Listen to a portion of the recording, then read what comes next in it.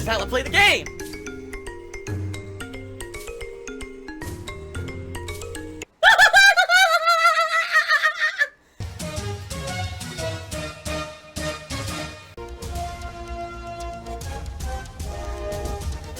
Oh my god!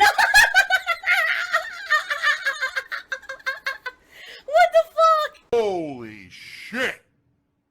That is an epic fucking intro, dude. And I have to warn everyone, warning, what you may see right now is going to be absolutely disgusting.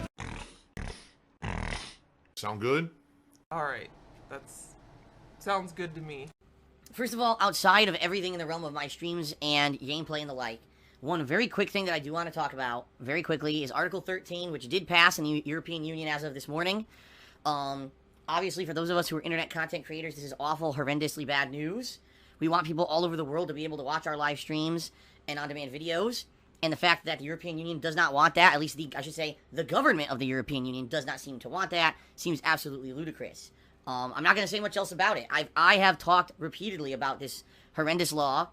And, you know, basically the way it works now is it's 2 years where every single country in the European Union now has time to figure out how they're going to implement this law. And basically YouTube already made a statement this morning saying, well, you know, there were a few things that were changed in the law before it passed that made us feel a little bit better, but, you know, we still don't feel good about it, and we're just going to do a wait-and-see attitude to see how this is basically implemented throughout the European Union countries.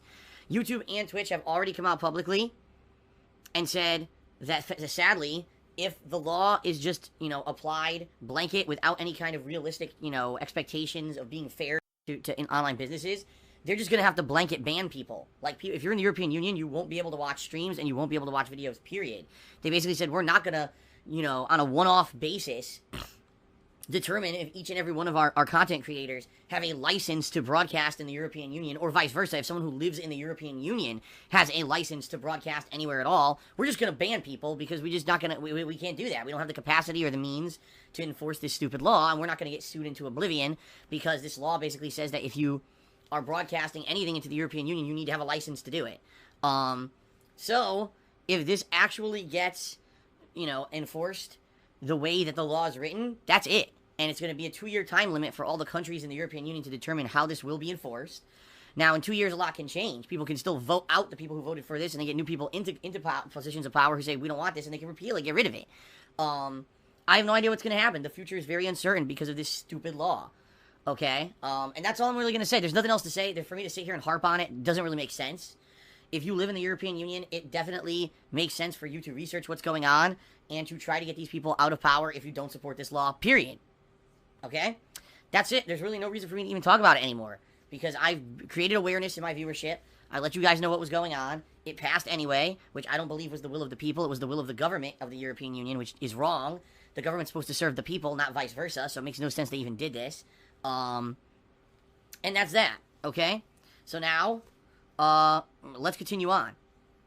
Alright, let's continue on positively and hope for the best for the future and hope that this thing actually does not get enforced in any capacity that's going to hurt people. But if it does, there's not much I can do about it.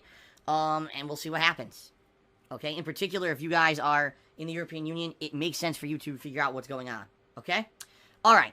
By the way, I need to raise a lot of money this month. Tips, I needed them pretty badly. And I need that money to pay my bills.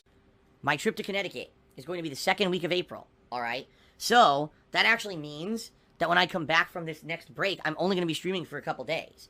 I believe that would be, let me check the time frame here. So, Wednesday is the 3rd of April, so I'm going to be coming back on the 4th, which is a Thursday, full streaming day. That Friday, April 5th, is the date of my next marathon.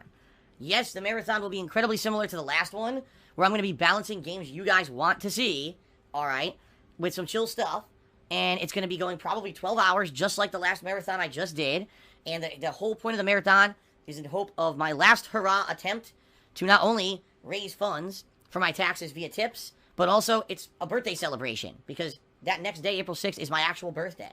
Okay? So we'll have decorations up next week. I'm going to decorate for my birthday week and everything, all culminating in this marathon that's going to happen at the end of the week. Okay? And then that Saturday is my final day of streaming, I believe, before my trip to Connecticut. my actual birthday. I will be here all day long on my actual birthday, April 6th, streaming. And then basically I'm out of here for about a week.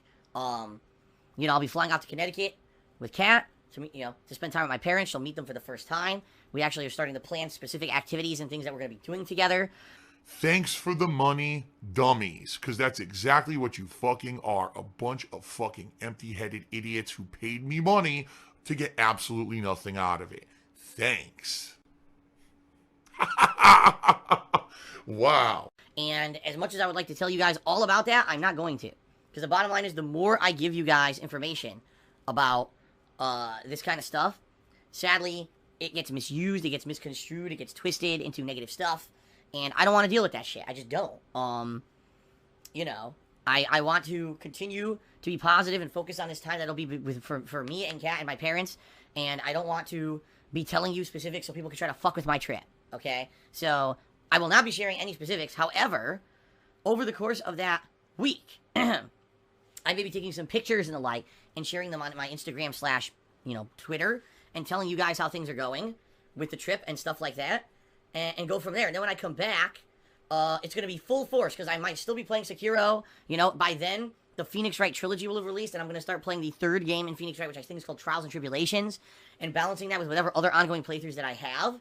So it's going to be a very busy week returning, and then after that, the week after, we've got MK11 and Days Gone. So, yeah. Shoutouts! There may be tons of people who have found success on Twitch that every second that someone subscribes, they play an audio cue, or they stop what they're doing and they shout out the name. Oh, you sent me a PayPal donation, so-and-so, Joe Blow Splamoni. Thanks so much for the $100 you sent me. By the way, I'll never mention you again because I only do it to take your fucking money. I hate to say it, but people who probably do that don't care about the level of their content. They only care about the money you send them.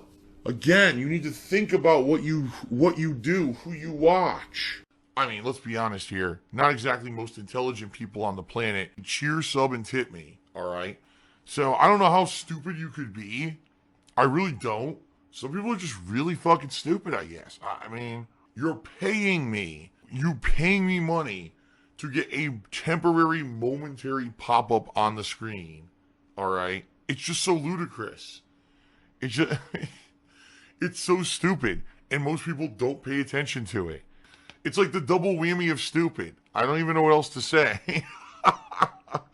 It's pretty damn funny. Okay? It's pretty stupid. I always pride myself on being incredibly honest. Since 2008, when I started on YouTube, that's who I've been. The honest guy. Cody Carl shares, I fractured both my feet recently. What's the worst injury you've ever had? Your back? Well, first of all, that is absolutely awful. I'm really sorry to hear that. Both feet. I mean, ouch. That's terrible. So really sorry to hear that. Hopefully they grow better, okay? As for my worst injury ever, surprisingly enough, I never really had many bad injuries. I've never even had a bone break. I would say the worst... I had two injuries that are bad. The first was a near-death experience where I got into a really bad car accident in high school, and my entire side of my face was burnt. The whole left side of my face was burnt and bloody and disgusting. And I looked worse than I felt, for sure. But the bottom line is that I almost died. The door impacted to within about an inch of my head. So I almost ate it. And, Huh. Man, that would have been a different scenario for the world, huh? If I never existed as a content creator and stuff, a lot of things would have been different, I guess. Oh!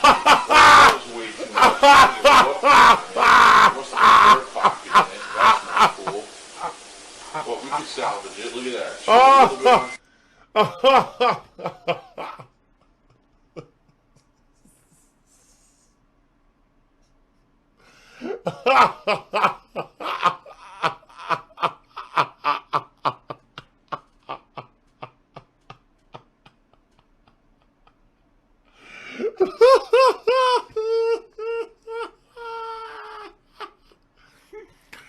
Oh, shit. So, kind of grateful that I got super lucky, right? So that was not as bad of an injury as a potential injury was really bad. I would say, yeah, definitely the worst situation I've ever been in injury-wise was my back injury, which was severe. You know, severely herniated disc in my lower back. I was losing control of my legs. They were either numb or in shooting sharp pain all the time. It also affected things such as my ability to go to the bathroom. Oh! Where are we headed? That is disgusting. Disturbing and disgusting. It was really bad at one point. Luckily, it's not so bad anymore, which is great. So yeah, that would be my worst injury. I used to have a really bad back injury. It was a severely herniated disc in my lower back to the point where I had numbness and pain and all kinds of stuff. I could barely move around for a year there. During my time when I was on YouTube doing stuff, I could barely even move because I was so messed up. And so when I moved out here to Seattle, I don't know what it was. It could have been my lifestyle changes. It could have just been going to a new area. I don't know, but I said, man, I don't know. The air out here is clean or whatever. I don't know what it is, but my back's better. Oh, the Seattle air healed his back. Aaron PC Cheers says, at first I wanted to break my controller over Sekiro, but after forgetting what I learned about Dark Souls, realizing this is a totally different game, I love it. I can understand your criticism. Well, Aaron PC, if you didn't see the end of my last stream, that's kind of what happened is I finally kind of figured out, okay, so really what the game wants you to do is parry everything. Like, no bones about it. This game 100% wants you to parry every possible fucking thing. That's the whole game. There's really not much else to it. It's run towards an enemy, they try to attack you, parry. Then counterattack a little bit, then parry, then counterattack a little bit. Oh, staggered him. Death blow, done. That's the whole game. I hate the fucking game. I fucking hate the game. You know what I mean? I absolutely fucking hate the game. Like, to me, this game is work.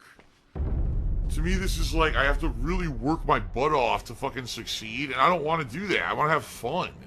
You know, I approached this, when I went back, fought Lady Butterfly, who whooped my ass about 47 times the first time I played her. This time, all I tried to do was parry, and I beat her on the second try. So it's like, it's just such a different engine from Dark Souls. It really is. The whole game is so different from Dark Souls, and you just have to fucking program yourself to do that. Now, Adrenaline Dragon just said, but it seems very tedious, right? I'll be honest, in my opinion, it is. Because for me, it's more exciting. You have a boss fight, you have to look for an opening where you can hit the boss, but it's safe to hit and then recover and counterattack, you know. Not, oh, here comes an attack, time a parry. Here's another attack, time a parry, time a parry, time a parry. Then attack a little bit, time a parry, time a parry. It's a different combat engine. I don't think it's as good as Dark Souls. I think the Dark Souls combat engine is actually better. I do. So, that's my opinion. You could completely disagree with me, and that's fine. Because everyone has different tastes and everyone has different likes and dislikes. I don't necessarily like the combat of Sekiro as much as Dark Souls or Bloodborne. In fact, I would actually say I think I like Bloodborne the most. I like that, you know, dodging and attacking and then parrying with your gun to get a certain counterattack every once in a while that you can do a huge punish afterwards. I don't like the idea of you have to block every move with a perfectly timed parry. That's just kind of like, ugh, so tedious, so. In the last 10 years, that's basically been me. 100% sold. What pasta do you prefer? I prefer a penne. Oh! Easy to eat. Oh! Phil's a faggot. Phil's fat. Phil's a loser. Phil's a beggar. Phil's a racist. Phil's a scammer. DSP's a pedophile. DSP is a thief. DSP is a greedy fuck. This guy's a bitch. I have a micro penis.